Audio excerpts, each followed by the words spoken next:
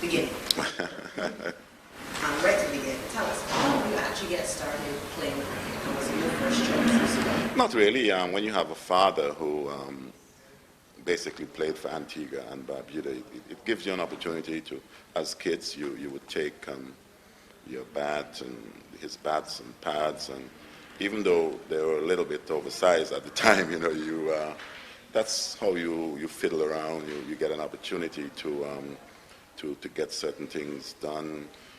Sometimes try and fit your little feet into his cricket boots and things like that. And that was the start. And if you also have a father who is pretty much encouraging, that to me, you're halfway there anyway. We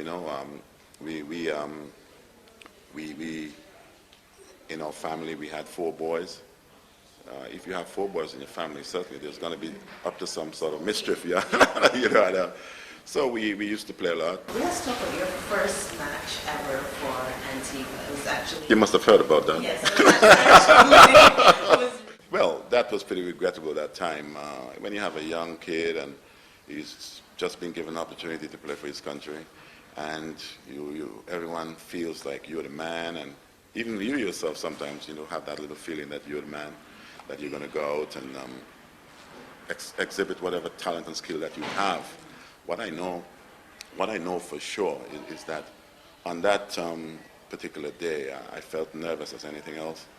You're playing for your country for the first time, and there's something about islands cricket where we are playing against St. Kitts. They're huge rivals. It is like Barcelona, Real Madrid.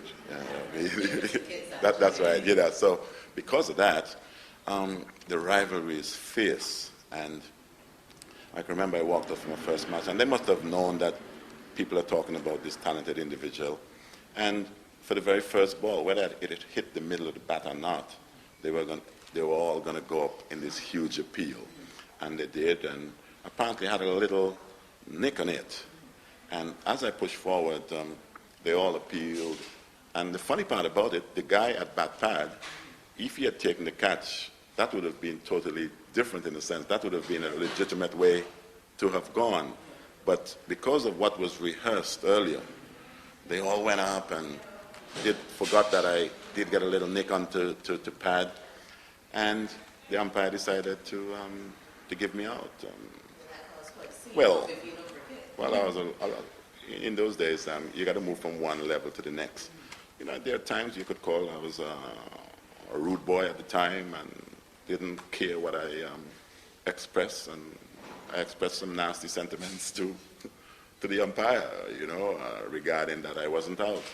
And the crowd saw that and got intense, and within minutes, they had the stands on fire. So it's a period in your life that you would most certainly remember, because we got to remember all this stuff in order, especially the places that you would have been after.